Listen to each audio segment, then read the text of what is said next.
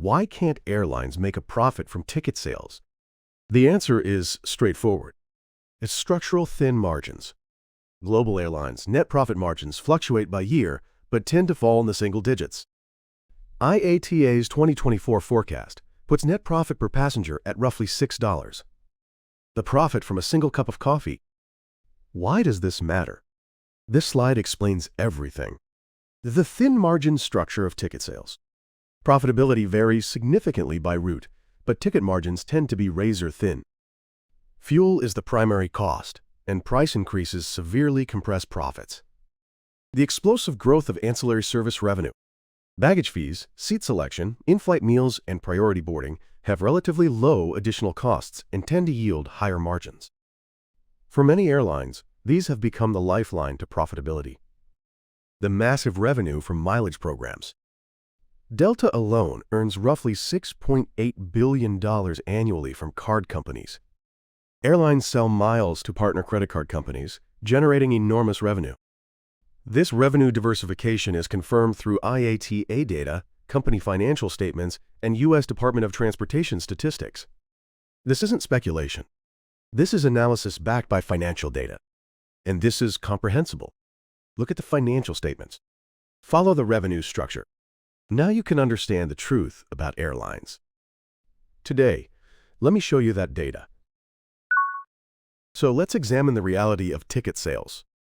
IATA's 2024 forecast shows net profit per passenger averaging roughly $6 globally. The profit from a single cup of coffee. On a $300 one-way ticket from New York to Los Angeles, this is what the airline earns. To achieve profitability, airlines need high load factors plus fair pricing and cost management. Fuel is a major cost, accounting for roughly 30% of operating costs in some years. Rising fuel prices can impact airlines by hundreds of millions of dollars annually, though this varies by fuel consumption and hedging strategies. And price competition with LCCs has locked in this structure. Raise fares and customers shift to LCCs. Airlines can't raise prices. But airlines found a new revenue source: ancillary services. Baggage fees range from tens of dollars to potentially more, depending on routes and conditions. Additional costs are relatively low. Seat selection works the same way. Exit rows and forward seats command a premium. Additional costs are relatively low, yielding higher margins. In-flight meals can control costs through outsourcing and menu design, though cost ratios vary by company and product. Priority boarding also generates revenue while keeping additional service costs down. And these ancillary services have become the lifeline to profitability for many airlines. Airlines don't profit from ticket sales, they profit from ancillary services. This is the business model of modern airlines. And the largest source is mileage programs. Airlines sell miles to partner credit card companies. Delta alone earns roughly $6.8 billion annually from American Express.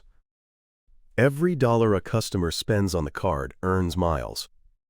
But miles have a certain degree of expected non-redemption, known as breakage. Airlines recognize revenue based on estimates. The ratio varies by company and program. In other words, airlines receive cash up front for services they may never actually provide. This is a business with a financial revenue structure centered on loyalty, in addition to air transportation. Cargo operations are also a crucial revenue source. Cargo is loaded in the belly of passenger flights. This monetizes space, while keeping additional operating costs low. Cargo is an important revenue source for airlines, but the ratio fluctuates significantly with passenger demand, supply, and freight rate conditions. Post-COVID normalization has also had an impact.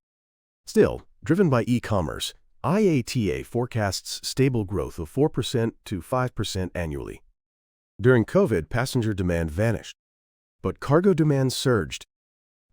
Many airlines operated passenger aircraft as temporary cargo carriers known as freighters. This saved the airlines. To avoid fuel price volatility, airlines use fuel hedging strategies. Airline hedging uses derivatives linked to jet fuel or crude oil. Southwest had success with this strategy in the 2000s. During periods of high oil prices, hedging kept effective costs down.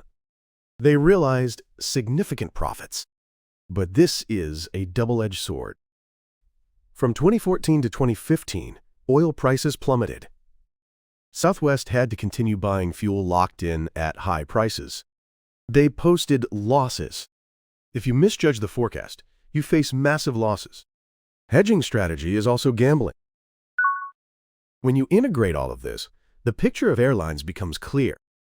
Ticket sales have profit margins that fluctuate annually and tend to fall in the single digits, while accounting for the majority of total revenue. But their contribution to profit is limited. Ancillary services have relatively low additional costs and tend to yield higher margins. For many airlines, they're the lifeline to profitability. Mileage programs generate roughly $6.8 billion annually for Delta alone, with a financial revenue structure. Cargo operations are forecast to grow steadily at 4% to 5% annually. In other words, airlines are no longer simple transportation companies. They're diversified service businesses with a financial revenue structure centered on loyalty. Flying planes is merely a means. The goal is to extract maximum revenue from customers. This is the truth about modern airlines. So let's organize today's analysis. Here's the summary. First, dependence on ancillary services. Baggage fees, seat selection, in-flight meals, priority boarding. These ancillary services have relatively low additional costs and tend to yield higher margins.